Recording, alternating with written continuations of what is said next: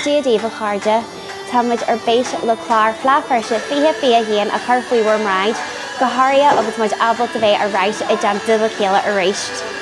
Is féile nulaigh I Fleadh Feirste a deanann céileoirí ar na buanna agus na halainne a tá fud fad na ceathrán Gaeltachta, chomh maith leis an chomhoibriú agus an chomhghuailíocht a tá mar bunéachtaí na phléithe agus a tal sunraí go láidir in sa chlár.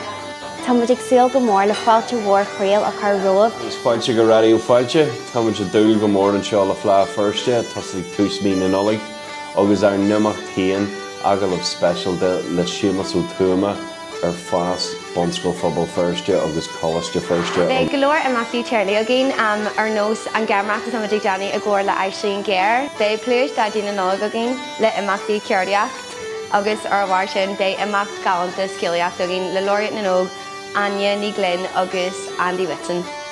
Mléana tá muid bras asta a bhé mar chuid do bhagail le Fleadh Feirste. Be glór na móna ag agraí amach éireachta mar chuid na Fleadh mléana. Bé muid ag déanamh críocha amachta ar an chlár éireachta a tá muid a rachtal le gá bíon nuas faoi scatha tréfa ceacan people in place in the Upper Springfield area. Díomh is me se Lorna Neil comhairdaíthóir an Tionscadal people in place le Conraí na Gaeilge.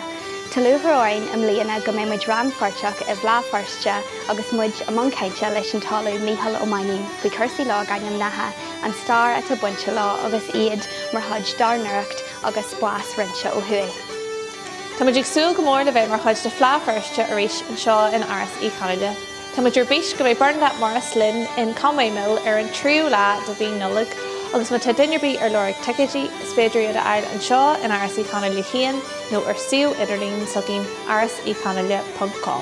Tá luthar ar Fleadh Feirste fógairt a réis mléana go méid cothaíón sé an téamatógain mléana mar chud de Fleadh Feirste ná ceilú cíbhnareachta agus sí an ícanseoir a bheits ógin mléana ná an Dr. David Bruce Mónior an English Presbyteriach in Éireann.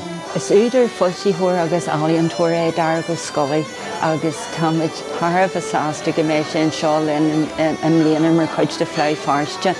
Tá uorscéal nuas scríbhfeagaí súlan dul agus bé sin seo lena cheolaí agus ina chuideach de bé an píbre Morris Bradley as ball na scríne. So tá ócáid galanta Gealta agin Dave idir ochlaí agus ceol. A munda nimitíolig a bheits ar siúil agin an seo, tá dheachán a bhfuil me se go mórach sa bhfuil mar tá dúspáir be seolú taismantas de chuid na cóirle álín.